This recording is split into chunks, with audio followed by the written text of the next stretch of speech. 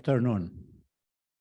I was told to speak in English because our speakers are in English, but are going to speak in English, so cope with me. The title of this session is Climate Finance and Development Finance. Three operative words that are really key to anything. One is development, one is climate, and one is finance. When you put all three together in one session, you pretty much brought everything that matters in one place. So this is really an important session.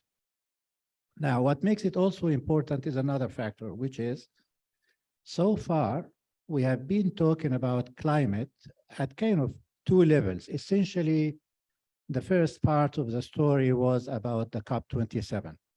So everything, what happened, what didn't happen, how much progress have we made, how much progress we have not made. So we actually covered quite a bit of grounds as far as the COP27 is concerned. We have also gotten a bit closer and down to earth to Egypt, especially in the last, and we did talk about even specific offshoring and particular industries and even SMEs. Now we are going to leave these two big topics and go outside. The big issue with climate and finance and development is really something that has to do with what might call international governance. How is the world ruled? Countries have their governments, and some governments do the right thing and some governments don't, but at the end of the day, one government is the one that's driving the car in that particular country. We do have a problem with the topics that we are discussing in this session, which is they are global issues and we don't have global governments. The key question really in my mind to dealing with all these problems is the idea of how the world is governed, who actually gets who to do what. That is what this is about. We could not, this is my last point before I get into to ask our panelists to speak, is to basically say that, okay, well, the world doesn't have one government, but it does have multiple players. And we do need to think about the role of each of them. And short of one global government, then what do we end up with? We have the G7, the G20, the T20, along tagging to the G20, do have the G77 and the world at large. Our speakers are going to get to that topic from different angles. Each of them has exactly what it takes to talk about it. To begin with, we are going to have Her Excellency Mary Robinson.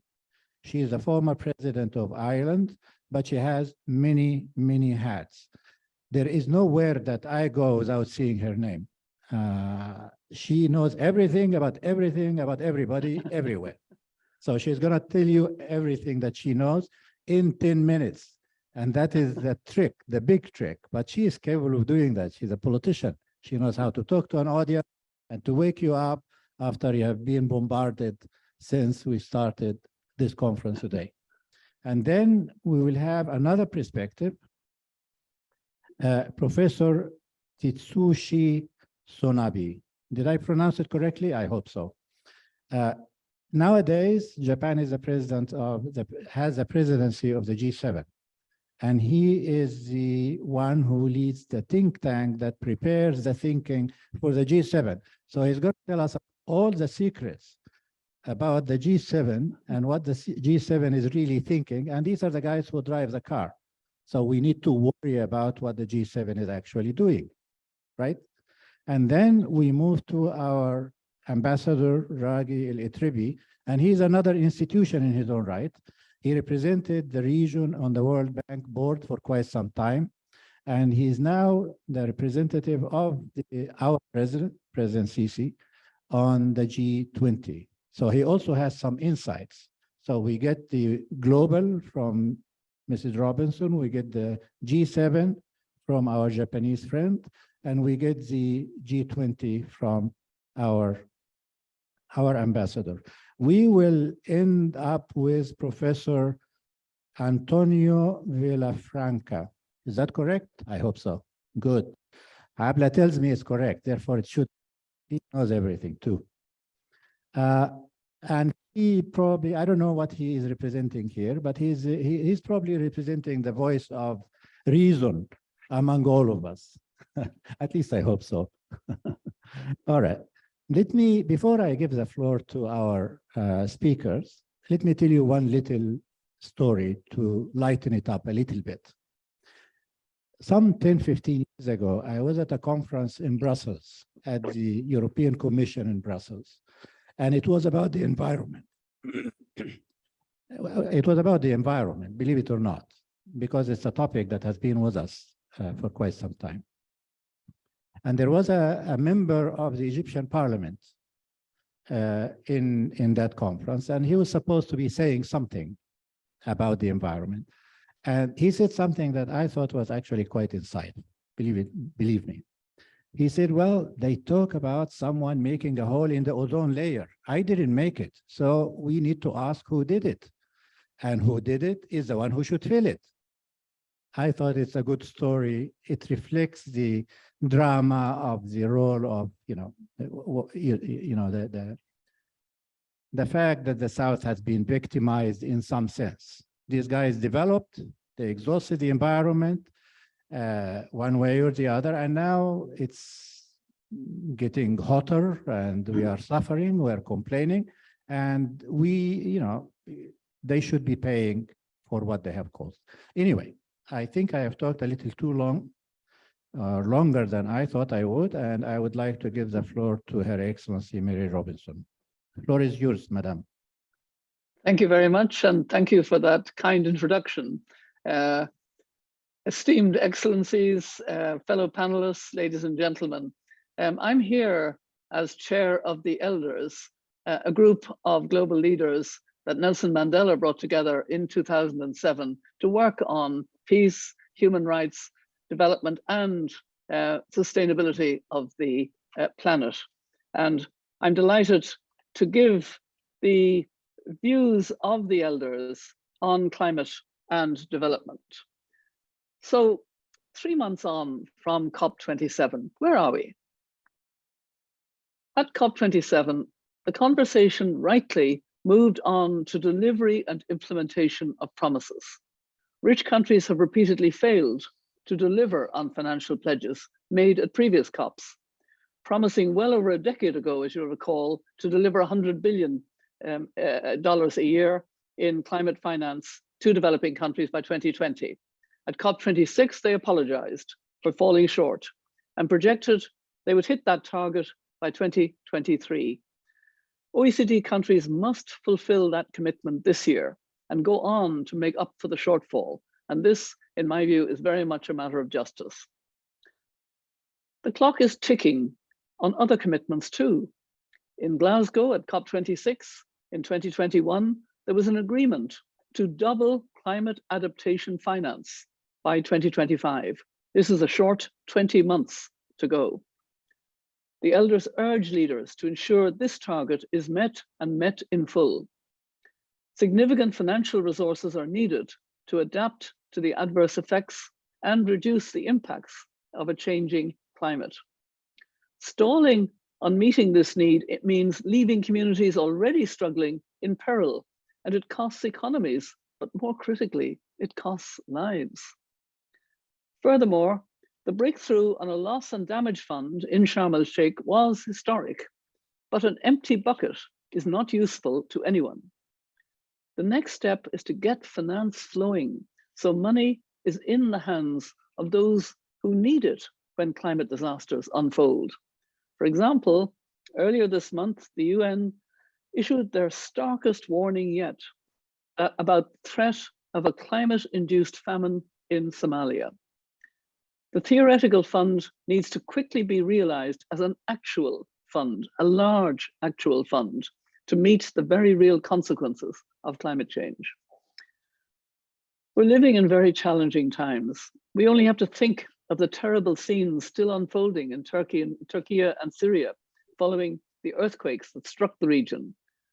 There are several severe demands on governments. The cost of living crisis is hitting hard. And Russia's war on Ukraine has meant that ODA has been diverted. But we cannot postpone action on the climate crisis. The 100 billion a year, while urgent, is only a fraction of what is already required to match growing climate finance needs. Last year, and I'm sure you're aware of this, a report was released by the independent high-level expert group on climate finance, led by two friends of mine, Nick Stern and Vera Songway. And they estimated that developing countries will need to find $2.4 trillion annually by 2030. The task ahead of us is daunting, but we are not without the ideas or tools to tackle it. Last year, Prime Minister of Barbados, Mia Mottley, whom I also regard as a friend, highlighted how the global financial system is unfair and unfit to meet the challenges of the 21st century. Her leadership on this issue has taken previously sluggish movement on building reform of the Bretton Woods system and ramped up momentum. We now have several proposals on the table for the transformation we need to see, from Mia Mottley in the form of her Bridgetown initiative, from the G20 and its ideas and its advisory group's ideas on reforming capital adequacy, from the World Bank itself with its evolution roadmap, and at COP27, we saw pressure added for reform of the global financial architecture, linked in fact to the loss and damage fund. In acknowledging that climate justice must go hand in hand with sustainable development, it's also inherent that increased funding must not mean exacerbated over indebtedness.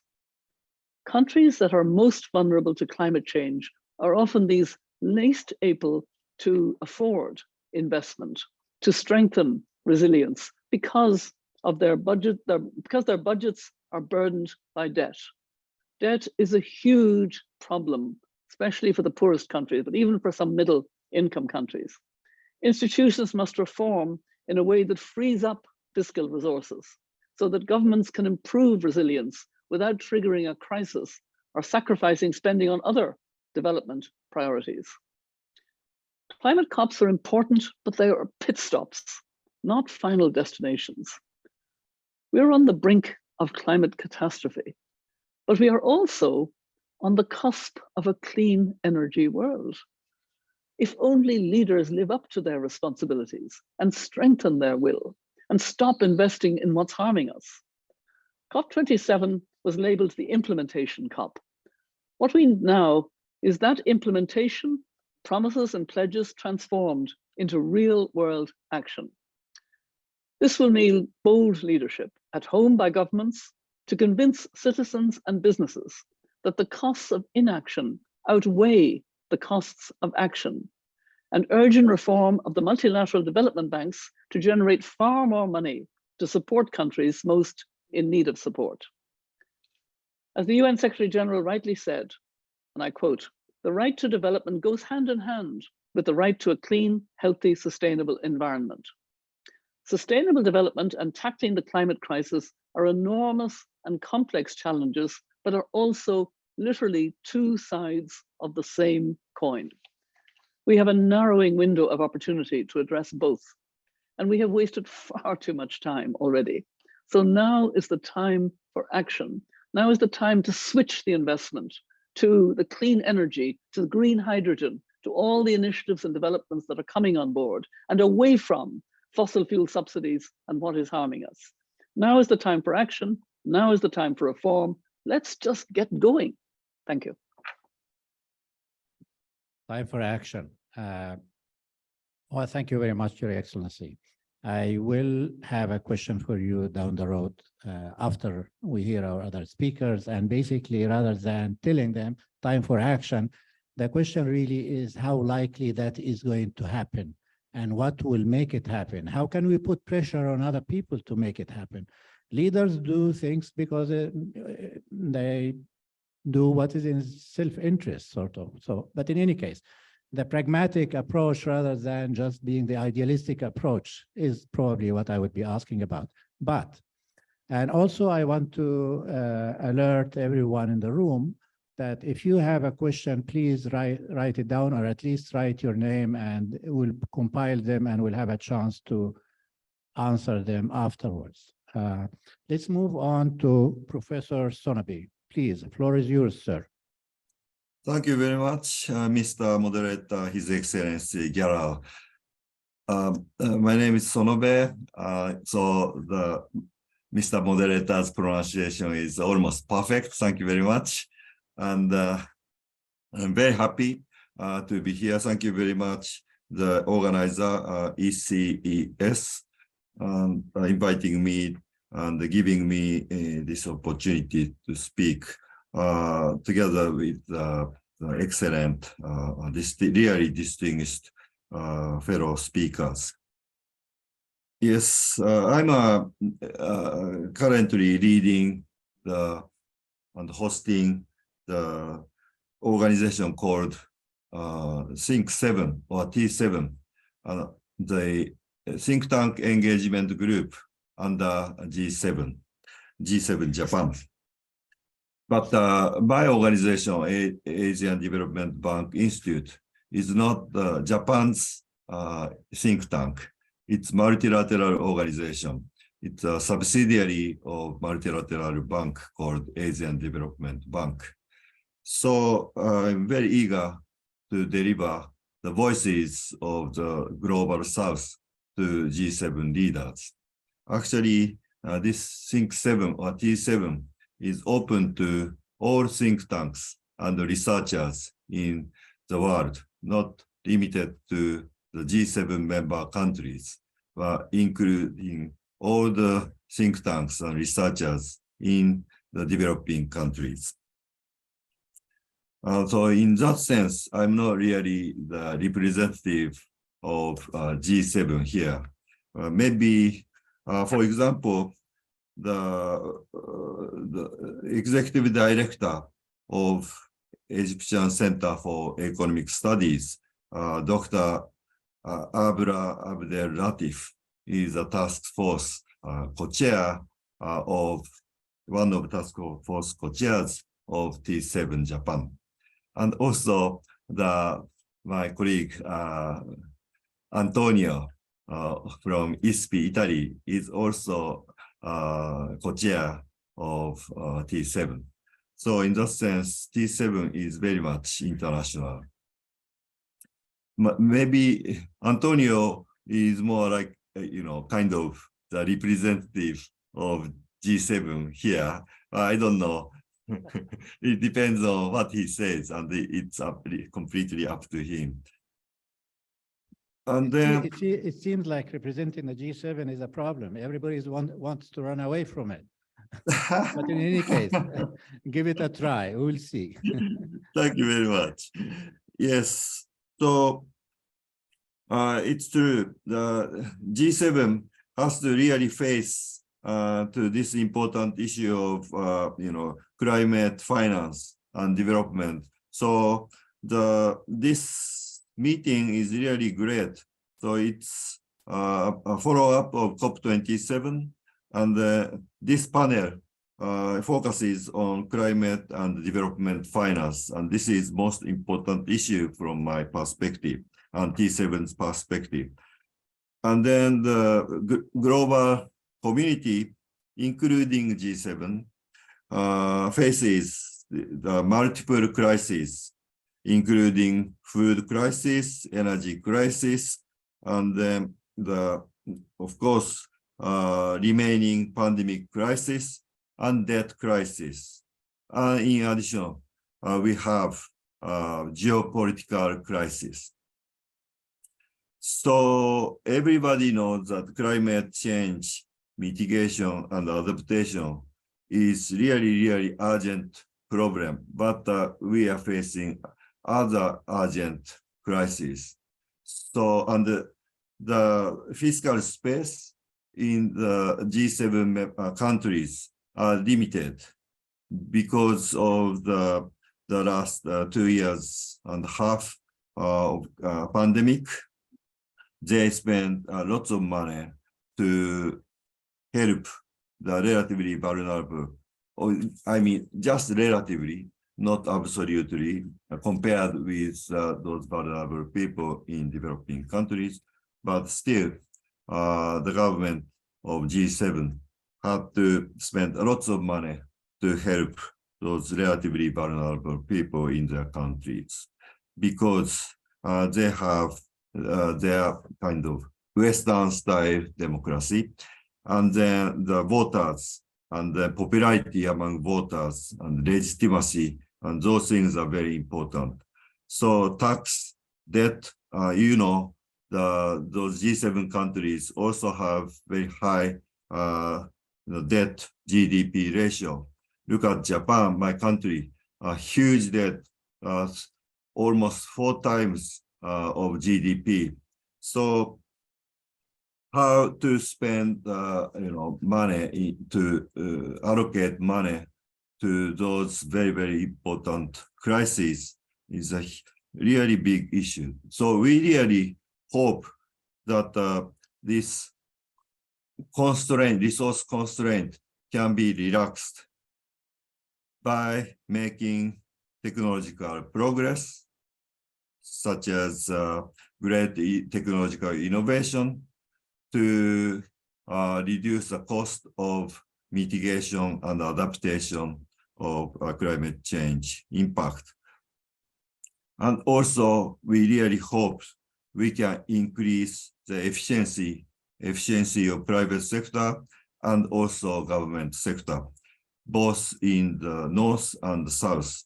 So the multilateral bank, like Asian Development Bank, and maybe, I guess, Africa Development Bank and World Bank and others are working very hard on capacity building and training of government officials, and then try to recommend them to adopt more, digitalization to make their government e-government or digital government to improve their efficiency. But maybe those efforts will have some good result, but impact will be limited. So the G7 leaders really have to have, big on the difficult political decision making. And then I hope that they really, have strong belief on the importance of the needs of, climate change, climate change mitigation and adaptation. So this think tank group called T7 is really raising a big voice from the think tanks and the researchers in the world, including lots of participants from the global south, to, push the G7 leaders to pay or put greater weight on the climate change issues. Okay, and then we are also making some technical, solutions. And then, for example, Think7 last year pushed the idea of climate club. And then G7 last year, G7 Germany adopted that idea. But of course, the how to improve that framework and how to implement, big issue this year. And then that will be handed over to the next G7 and also T7, which will be hosted by Italy. So that's why, it's very nice sequence. I speak and then Antonio speak. So thank you very much for the nice arrangement. Thank you, sir. Yeah. So Well, yeah. So this is maybe my intervention. Thank you very much, sir. we thank you. Thank you very much indeed for sharing your thoughts with us. Antonio, the burden on you is going to be higher than we thought. But in any case, I was putting you in the column of being independent, and you're going to tell us something.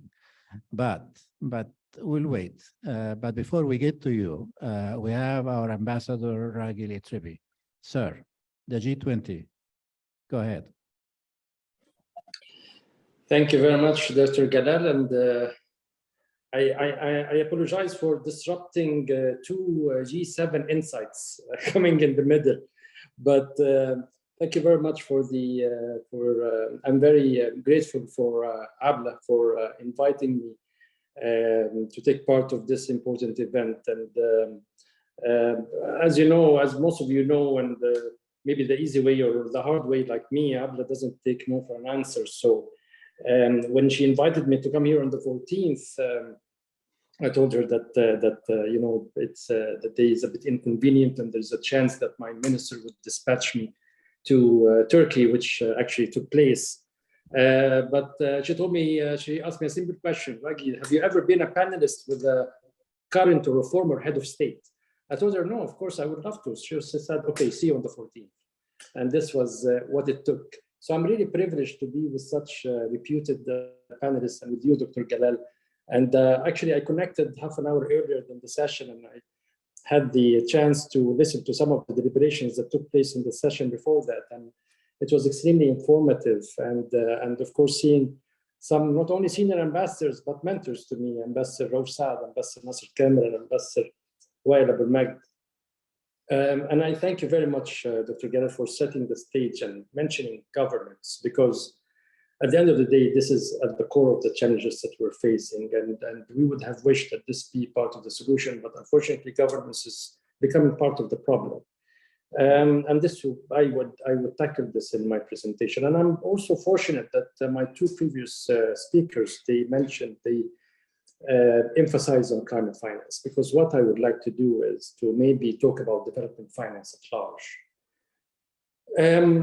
Again, mentioning ABLA, I met ABLA 6 years ago. And if we are thinking that what's happening with COVID and the war in Ukraine and all the challenges that we're facing and climate, they have, how is they impacting development finance? Let me tell you that a conversation that I had with ABLA 6 years ago in Washington was, we were discussing how the global development finance landscape has been changing quite considerably. Even before COVID and the war in Ukraine, for obvious reasons, the financing gap was widening. In terms of, if we take infrastructure as an example, we had a gap at that time of around $15 to $16 trillion, and we needed to inject at least $1.5 trillion from now until 2030 in order to address the gap and meet the needs. And at the same time, new global challenges were imposing itself, like climate and natural disasters. I mean, speaking from Turkey, I can attest firsthand about the situation that I'm seeing here. And also, there were new players in the market, and this is something that we need to take very seriously. It's enough to say that there are two banks in China that at that time, they were lending developing countries more than the World Bank Group at large. Two banks in China. Good for the client countries, but what does it mean for development finance? What does it mean for the relevance of MTBs? This is something that we needed to think of. And the World Bank took the lead, and there has been a capital increase, a recapitalization, the biggest in its history, followed by other MDBs in 2018, where we would be able to lend from 20 billion a year IBRD to 30 billion, as well as IDA, and so on, and IFC. It wasn't only about the capital increase, we were redefining development finance, Dr. Galal, because it came as a package that we called Maximizing Finance for Development. There's a document, quite boring for many of us, including myself, but to put it in a nutshell, the bank would, from at that time, starting that time, would not allow a single project to be financed if it could be done by the private sector, IBRD and IDA, a single project. And I can see that, I can tell that at least for my constituency, this is what we respected. ever since, as well as the mobilization of private capital, help of MDBs in mobilizing private capital through the various de-risking instruments. Again, colleagues, so little that we knew. COVID hit, then the war in Ukraine. There has been a drastic drop in development finance and ODAs, and from donor countries, from developed countries. The MDBs, including the World Bank, has front-loaded development finance like never before. We have put the whole ammunition in the last 2-3 years. Of course, this is leaving our ability, or the World Bank or the MDB's ability to sustain their pre-COVID targets in question. So we end up with an energy crisis, with a food crisis, with a fertilizers crisis, trade disruption, global value chain disruption, global inflation, and so on. So our countries, our fiscal policy space became narrower and narrower. The debt is skyrocketing.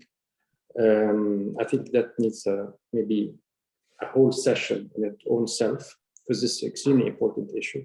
The cost of investment and development finance became high because of interest rates. And one important factor as well that I need to mention is that societies became more angry, as millions of people have been falling more and more into poverty, fragility, violence, and conflict. So when Egypt was invited to the G20 and at the first G20 Sherpa meeting, our message to the G20 was quite simple.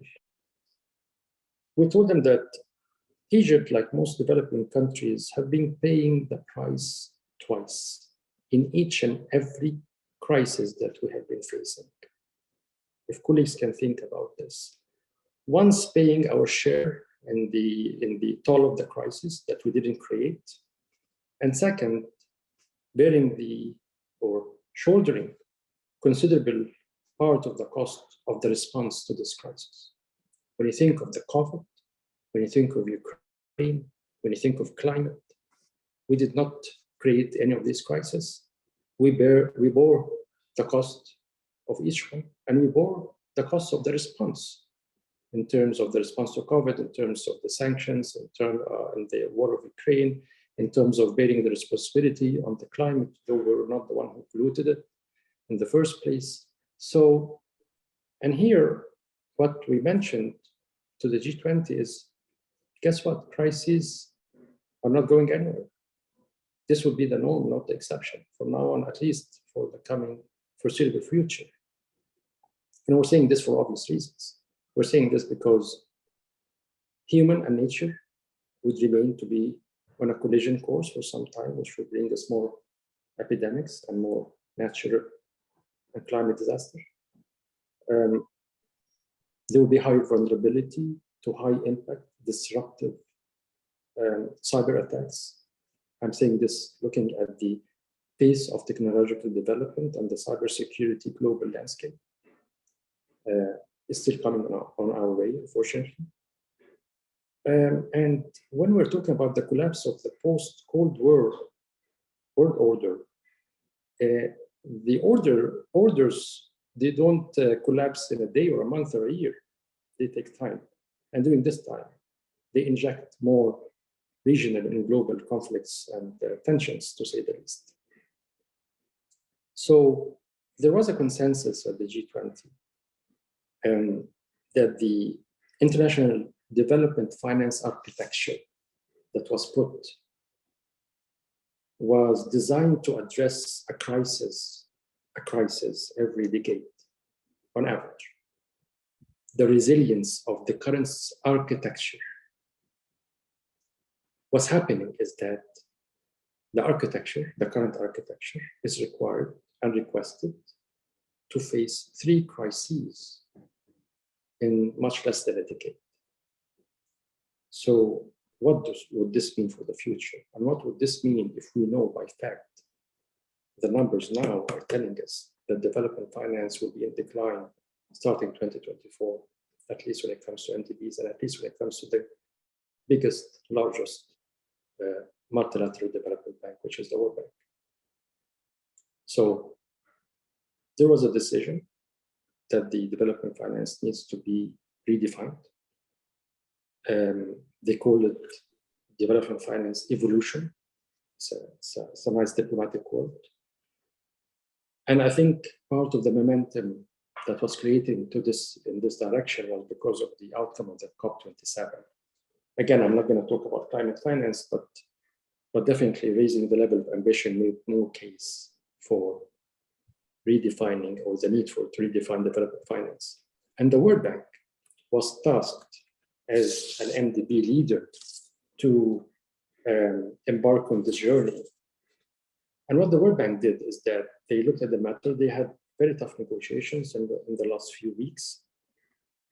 And they came up with 5 important pillars, I would say, on how we can redefine development finance. First, they thought that they need to improve the link between the country level engagement, because at the end, MDB's work is based on demand, is demand driven. So we need to link the country level engagement to global challenges. What did they mean by this? They meant that when they are providing development finance to countries, they need to look at the most important global challenges affecting the development of this country. The second pillar was the revisiting the eligibility criteria in terms of development finance, where they don't want to stick anymore necessarily to per capita income, or at least have it as an ingredient, not as guidance or the main guidance, not in terms of economic performance, but in terms of vulnerability. Through the various diagnostic tools that are in the hands of the development banks to determine how vulnerability could be decided and acted upon. The third pillar is that they said that they need to do more in terms of mobilization of private capital through guarantees, instruments, through blended finance, and so on. The fourth pillar is that they needed more focus on outcomes of impact, the outcome and the impact of development finance. They need to invest more in countries in terms of data, in terms of impact evaluation, in terms of results architecture. What this actually means, it means that they need to give countries, timely evaluations on development projects in order to correct their path and the tracks on a timely basis, to have a more dynamic process for development finance. And the last pillar, which was, of course, inevitable, to increase the financial capacity of the MDBs. Basically, it's a polite word to say we need capital increase. I don't want to take much more time, but I just want to give my insights on how we will, at least Egypt, approach this issue on the G20, and how do I personally look at the current state of play. I don't expect Dr. Galal and colleagues any game-changing developments in terms of redefining development finance by the G20 in the foreseeable future. And I'm saying this because I can see very clearly that there's no political will or no financial will by the major shareholders to increase the capital of MDBs. What they can accept is internal measures only, through optimizing balance sheets, through visiting the equity to lending ratio, and so on. And we can all take a look at the recommendations coming out of the capital adequacy task force that belongs to the G20. My second reason why I'm pessimistic is mobilization of private capital is a key, and it was a key in the capital package that we have agreed on in 2018. But I have to say that the MDBs, to a great extent, have failed in adhering to the level of ambition that we were looking at in 2018 in terms of the mobilization of private capital. And it's not clear to me, when they are saying that they need to do more, what do they need to do differently in order to bring us different results? Again, this is key. The third factor, when they say that we need to better link country engagement with global challenges, nobody can disagree with such a statement. But what I'm worried about. Climate finance is extremely important, is essential, is critical. It should be there in each and every package.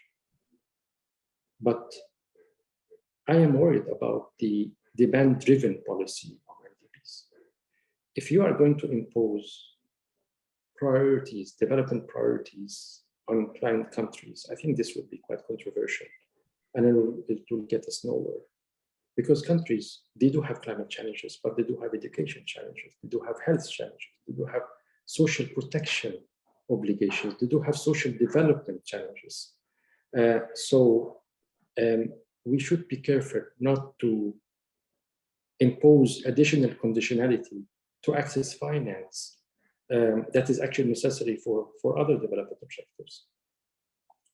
My last reason for being pessimistic is that I wouldn't see an adequate development finance policy globally across the board for not only for a year or two, but for the coming decade, without adequately addressing our debt problem. I'm very grateful for President Robinson for raising this. That is extremely important, not only for low-income countries, but for middle-income countries. And we will always have shortcomings in development finance, including climate finance, if we don't solve in a sustainable way our debt challenges. And this is extremely difficult to envision when we actually don't have a specific global debt architecture. I will stop here. I would seek your indulgence, Dr. Galal, that maybe you can release me early if the panelists and the audience allowed me. I have a task to attend to, otherwise you will put me in trouble with my foreign minister.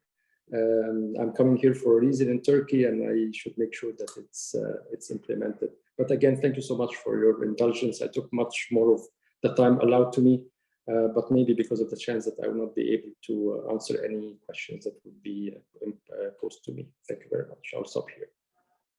Thank you very much, Mr. Ambassador, and thanks for giving us a lot of challenges to deal with. And you want to be released, so you make you leave a few bombs behind and then you run away, right? It's okay. We understand. But thank you very much. Now, all the problems are going to be resolved by Antonio. He looks like a magician, you know? Okay, sir, go ahead. Sorry. Okay, I'll try to speak in a high voice. I don't want to lower expectation. I very much appreciated the last presentation, Ambassador Etreby. So my presentation will be pretty much in line with what he just said. I mean, we are talking about climate and development finance, but I mean, anything we say about it must be included in the financial context we are living in today. And it's a context in which I, at least partly share his pessimism. Why? Because the context in which we're living in is a context in which there is high inflation, high interest rates, appreciation of the dollar, which for developing and poor countries, meaning a higher burden for their own debt. And these are some estimates made by the IMF. Today, for instance, about 15% of low-income countries are already in debt distress. That is the case, for instance, of Chad and Zambia. An additional 45%, almost 50%, which is really impressive, are at high risk of debt distress. We go from Afghanistan to Kenya. And if we move to emerging markets, about 25, 1 out of 4 of them are at high risk and facing default-like borrowing spreads. So this is the financial context. What Mr. Etreby said before, we have an international architecture, financial architecture, which can basically face one crisis every 10 years. But now in 3 years, we have, at least 3 crises, overlapping crises.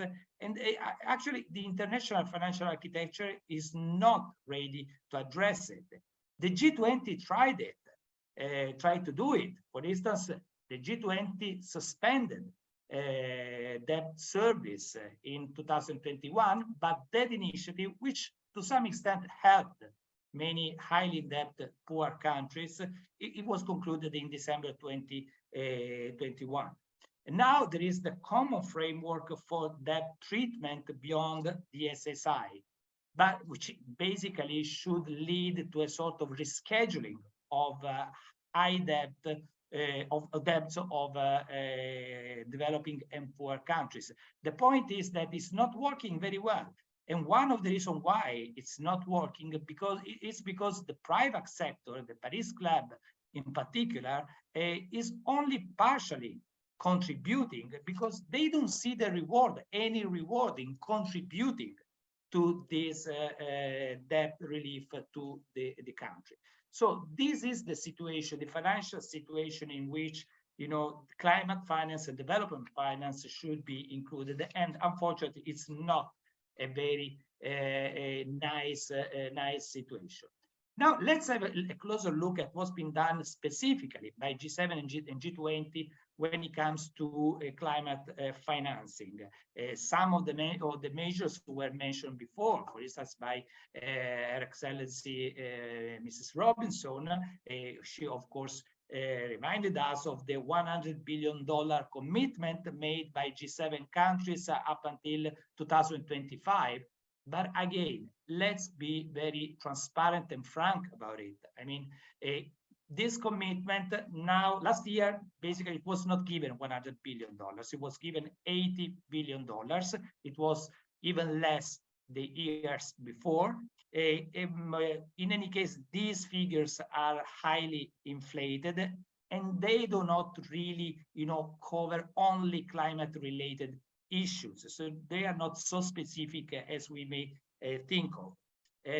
My friend Dean Sonobe, speaking on behalf of T7, at least, he mentioned also the initiative made by G7 Germany last year, the Climate Club. Yes, it could be a good idea, but still it's just in a very early phase. It's just an idea at the moment.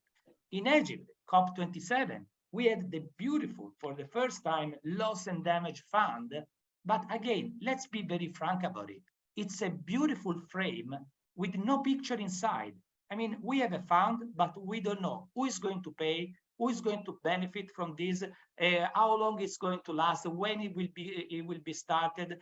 I mean, this is the problem with, when it comes, we are so generic because basically, and the truth is that it's very difficult to see additional public funding, especially from mature economies, from advanced economies, going to developing countries and emerging countries. So the bottom line of all this is, first, financial stability is at risk. I'm not saying it's not only myself who says it's also the official position of the IMF. It doesn't mean that the financial crisis is just around the corner. Still, there are many problems at the global level when it comes to financial stability. And current measures taken by G7, by G20, they are not enough.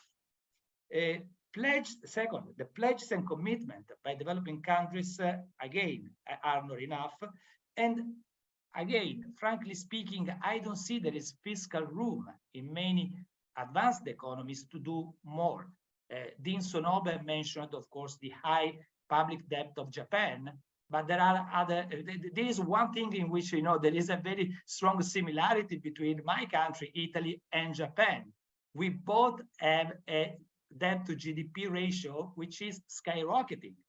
In the Italian case, it's over 150%, the debt to GDP. So it's extremely high. What is the fiscal room to do more when you already have such a big debt? So the third point, and I want to leave with it, is the involvement of the private sector.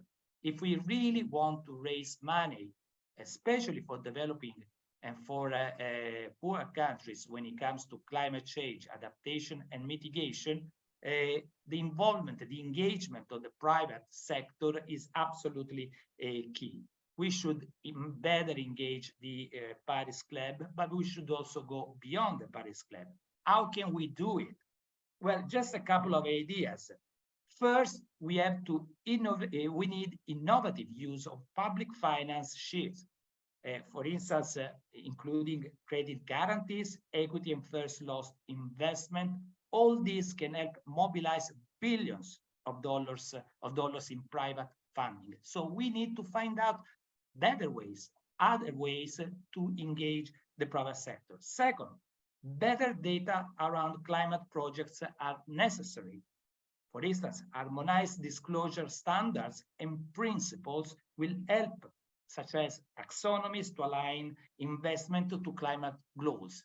In other words, also the private sectors must feel that if they behave, if they do these kind of things, they are rewarded, that there is, a normative also system and schedule, and a scheme in which, they can behave, they can make investment with clear-cut taxonomies, and something has been done by the Sustainability Standards Board, but much more is needed.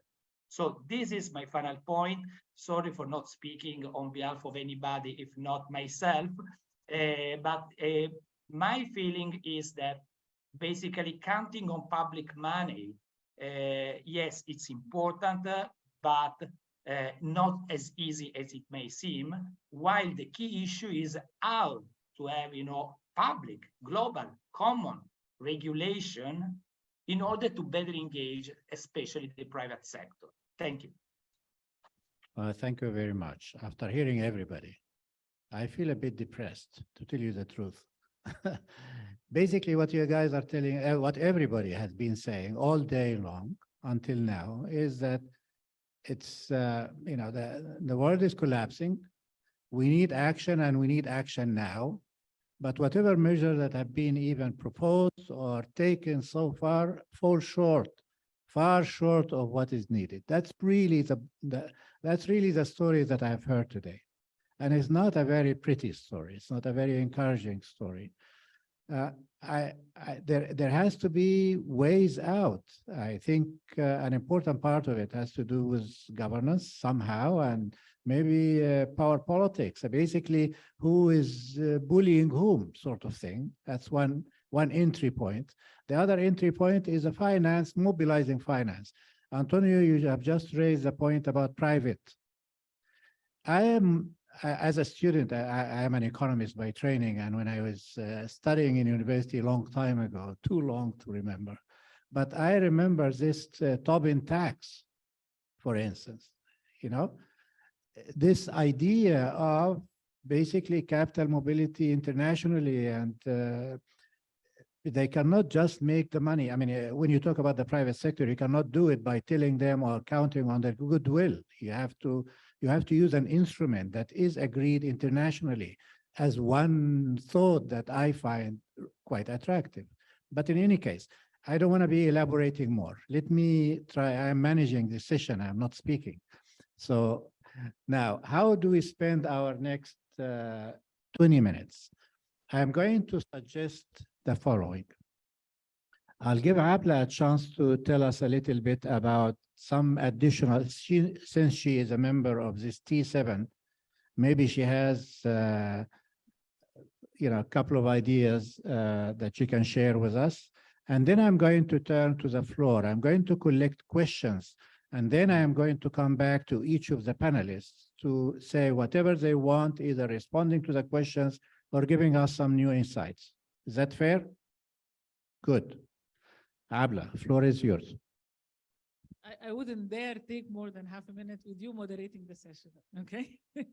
Right. Go ahead, Abla. You're wasting your half minute. Okay. Actually, I just wanted to Dean Sonobe actually very nicely passed the ball to both me and and Antonio to talk about the T7. So I just want to say very, very briefly what we are doing in T7 in one of the task force, the one actually that I'm responsible for, and the one that's focusing on the South and the needs of the South. We agreed, we are 4 co-chairs, we agreed to focus on 4 specific issues. First one is on poverty and inequality, and the needs, actually not rights, the needs of women and the youth as one angle. The other one is about debt, okay, by the developing countries, and how, as Her Excellency President Mary said, that the countries cannot be struggling with all those debt and then expect them, and we expect them to do something, okay? They need to be freed from this. So we have a whole number of papers writing about that. The third topic is actually on the climate finance, the blended finance, all the different types. The fourth one is talking about the nutrition, okay, and agriculture and everything related. And on top of these 4 policy briefs that we're going to produce T7, we are always focusing on what is the role of G7. What do we want from G7 to promote those 4 areas? We are also going to write, that's another decree by Dean Sonobe, who's actually acting very calmly. He's the one that's putting all this pressure on us, that we're supposed to write an issue paper as a group, okay, with a different topic. And our topic is to actually to connect all these 4. The idea is that the damage in the climate is causing poverty, is increasing the discrimination against women, okay, is adding to the debt and the economic inability to act properly, and is definitely affecting the nutrition and food, which are key for the development and the survival of people. So this is the area that we are focusing. And I don't know, I wish also Antonio would say what he's saying in his group, okay, as well, if Dr. Galal allows it, what the topic is that you guys are talking about. Just to give you a feel, what we are doing in T7 to support the G7 and guide them to what the world needs. Thank you. Thank you, Abla. Ambassador Rofsat. Rather than me saying, no, you're much better, you're more articulate than I am, please go ahead. Thank you very much, Mr. Minister. I'm afraid that you don't like that question, but nevertheless, I'll try to make it short. Speak to the microphone, please. Okay. Just 2 remarks, quick remarks on climate change, not in technical details, rather than its political, economic aspects of the issue before us. Since the military confrontation took place in Ukraine, there was a declared or hidden argument regarding the poor finance for climate change and the assistance for developing countries due to this crisis. And simply, since this crisis has started, we have been seeing billions and billions of dollars, and safes are open, flooding Ukraine. I'm not criticizing neither party, but I'm talking, the message is, no matter how wars last, they will have to come an end. Unlike the climate change, the longer it continues, the less control, or maybe the lost control on the nature anger, which is threatening the present and the future of the planet and the peoples of the world. The second thing is, again, during the Ukraine crisis, there is a considerable impact on the energy equation, namely that due to this crisis and what resulted in energy crisis, we have been seeing continuously that the rich countries are resorting back to fossil oils, which means that the equation now is priority is being given to fossil oils on the own expense of climate change. And this is, again, a very risky situation if it continues this way, because, again, that would threaten all the efforts that are being exerted by the international community in order at least to contain the implications of climate change. So this is something really, we cannot talk about, the details of climate change climate change by, simply some details that we were to ensure the commitments or whatever. I think the crisis is now already, as Minister Galal said, the whole world is collapsing economically and even climately. So that's just 2 points I wanted just to remind our speakers of where we are and where we can land. Thank you. Thank you. Very insightful. I'm hoping that our speakers would take notes and later on respond to the points that will be made. And it really is what the point being made is that, it's the priorities being set by the leaders, global leaders, and whether they want to put their money here or want to put it there. They are eager to put the money in no time into something, but they drag their feet and they don't want to do the other one. We go back to the issue of how can we persuade these leaders to actually take the actions that are needed. That is really that's the key question. I mean, everything else is details and technicalities, but I think this is a very important question, and I would love to hear your take on it, all three of you, because we lost our ambassador. He was released. I don't know exactly. He was afraid of his minister, but in any case, now we have three only, so we save a little time. I have three more speakers that either sent notes or raised their hand. I want to start with in the order that they came. So could you please ask one of the two people who... Go ahead, sir. شكرا جزيلا والله ألف شكر. Thank you so much for inviting me here for such a great event. Actually, I have a simple contribution, which is that I am one of the people who are suffering because we are people. I'm very concerned with the people with disabilities, whether in Egypt or in the Arab region. So my question here, I'd like to thank Dr. Abla for giving me the opportunity for answering this question. How could we, after COP27, how could we integrate the people with disabilities economically in Egypt and worldwide? Because we're struggling now with the climate change. And we know that the normal peoples are suffering.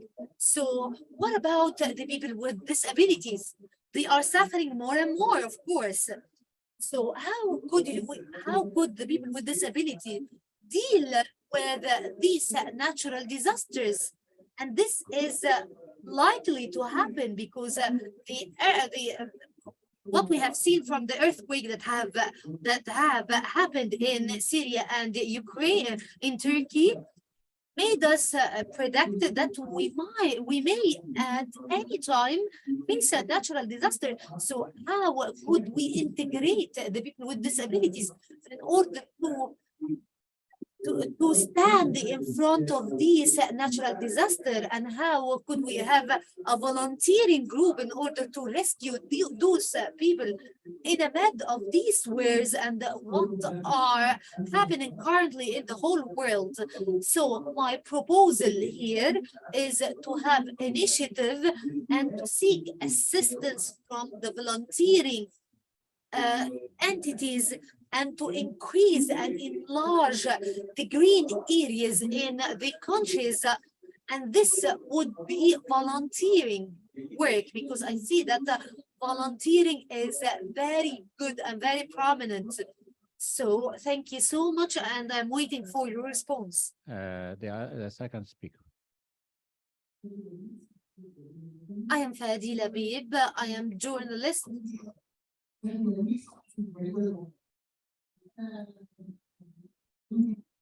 Actually, I am very concerned with the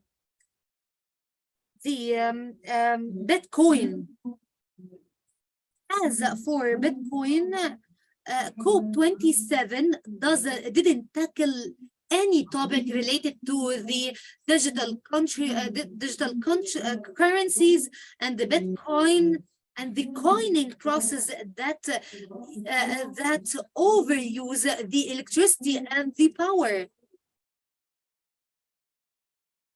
So, as for the countries that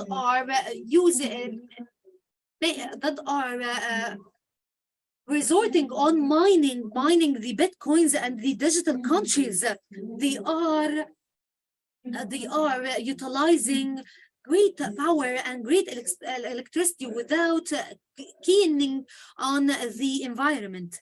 Thank you so much. The last question. Thank you so much for the excellent moderation and very insightful interventions. I think I was very much impressed with the scope of the research, especially the debt issue.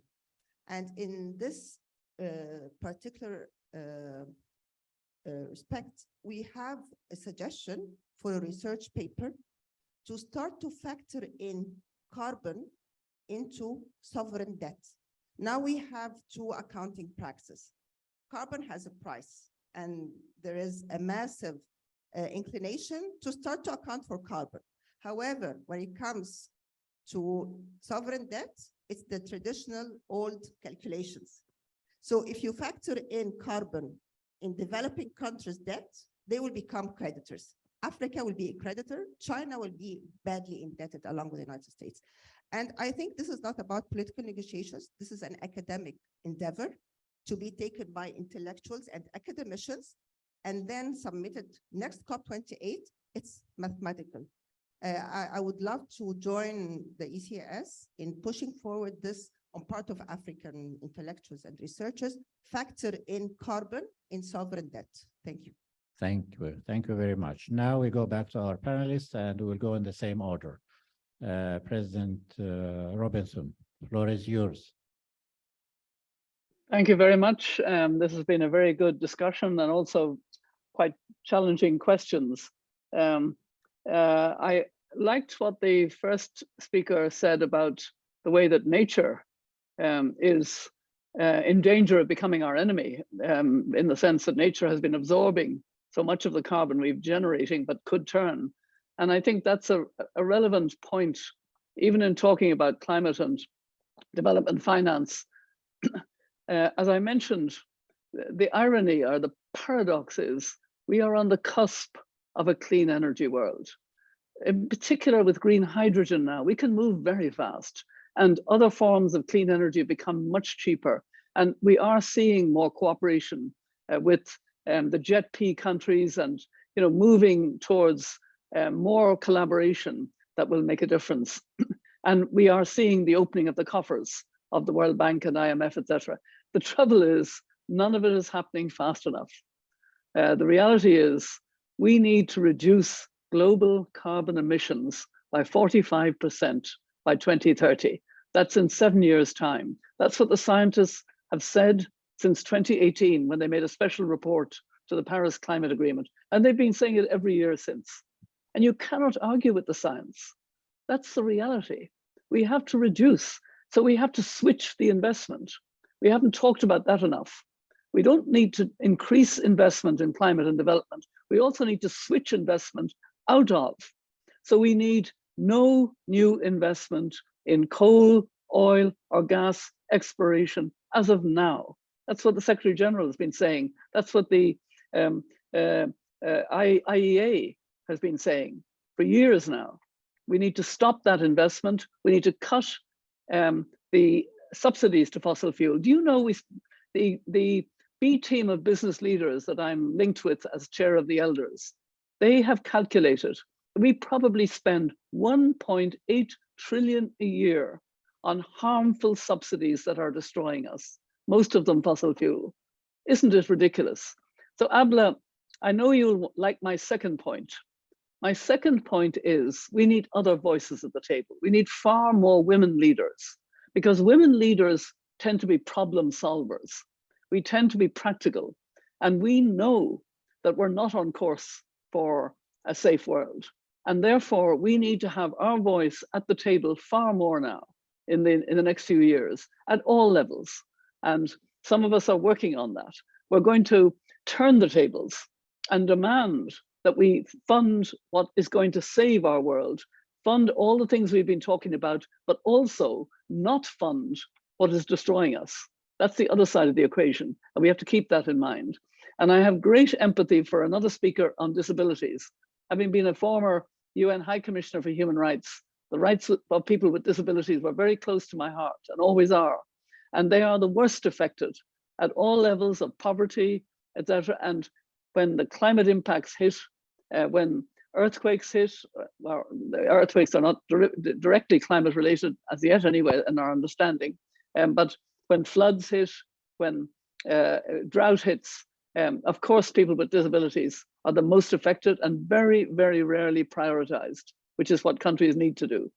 So I get excited when I hear that we can talk about the reality that our world is potentially on course for a wonderfully fairer, healthier, better world of clean energy, and yet we're headed for a disastrous world because we're not taking investment away from what is destroying us. That's the key. Thank you. You spoke like a president. All right, Professor Sonobe. Thank you very much. Yeah, I really fully agree with Her Excellency Robinson. Yeah, so we should have more female leaders. The female leaders are more practical. We have Mayor Robinson, we have Abla Abdelatif. What else do you want? Yeah, so I don't know, many candidates. I hope. I'm kidding. People are tired, so I'm just trying to entertain them. Thank you very much. He will because the female leaders are more practical, and also they do not try too much to stay in politically powerful. So they are better leaders. And then, like the last person who made the comment from the floor, who was also the female, they're very clever. So the comment was about how about thinking or considering the solution like combining the carbon pricing and the debt. So yeah, we should have that kind of more kind of linking, and then to find the global optimal solution, if not optimal, second best. But what actually G7 leaders and the G20 leaders are doing, unfortunately, just patchwork, not the total optimization, but they are working on very local optimization. The game they are playing is just a domestic battle for power, right? So, for example, the rich countries like the US and some Western European countries, they recover from pandemic earlier than other countries. And then they face inflation. That's why they raise interest rate.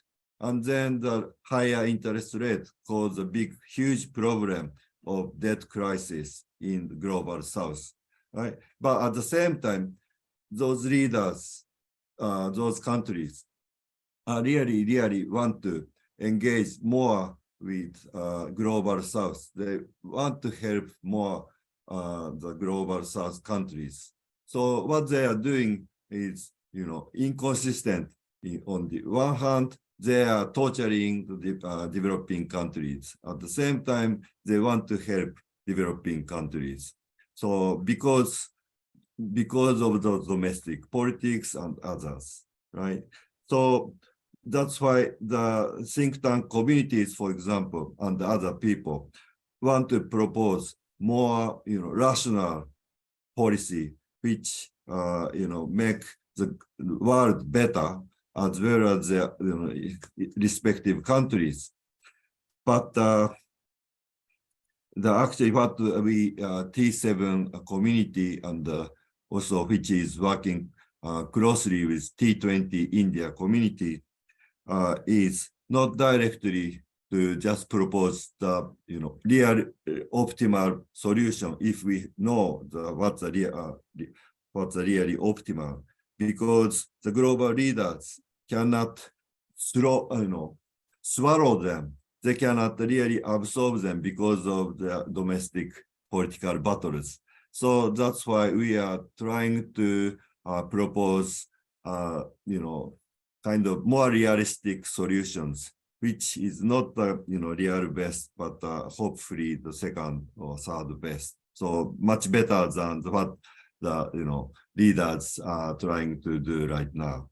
So that's what's happening. So I'm sorry that we panelists might disappointed Mr. Moderator Galal, but the reality is so complicated, as you know, and then we are trying to propose kind of a realistic solution.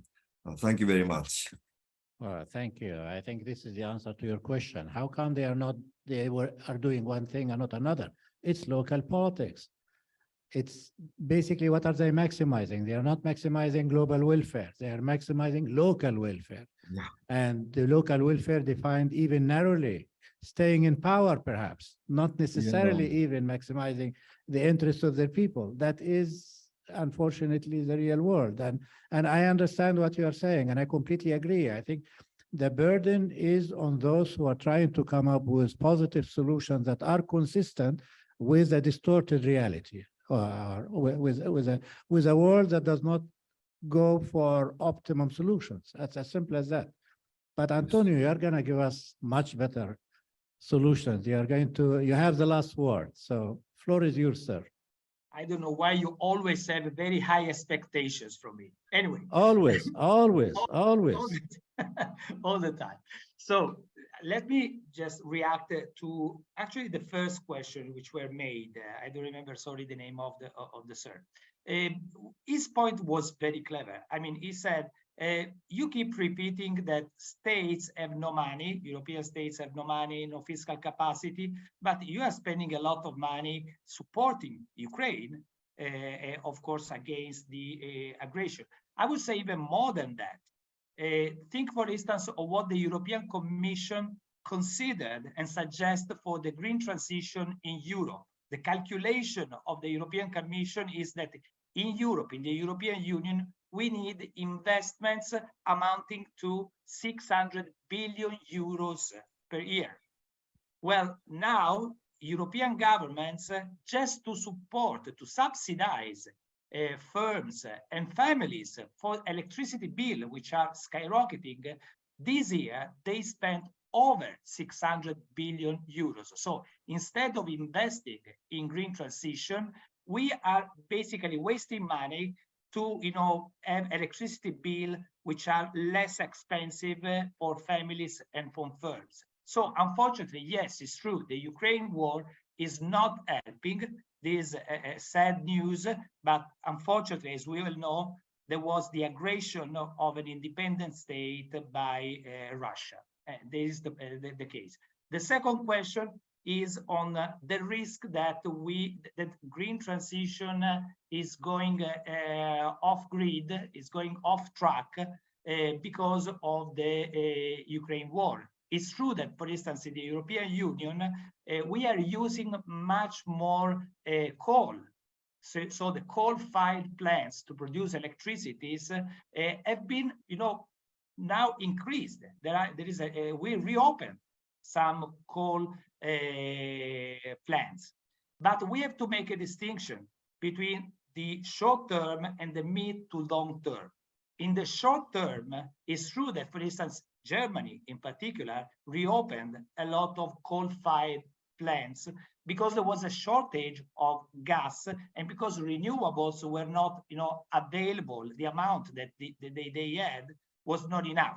But there is a lesson learned for Germany and for the other European countries. In the mid to long run, dependency of any imported hydrocarbon, be it gas or oil, must decrease. So this is a good news for the production of renewables, for security reason, if you want, but it's crystal clear to all European states that much more investment is needed for the green transition over the next year. So in the short run, yes, you may see, more hydrocarbons and also very polluting hydrocarbons, coal, to be used, but my expectation is that in the mid to the long run, well, actually we will move faster to clean energy and renewables. Thank you, Antonio. Thank you, everybody. And I'm sorry that we have taken a little longer than we are scheduled for, but really big applaud to our great panelists. Thank you so much.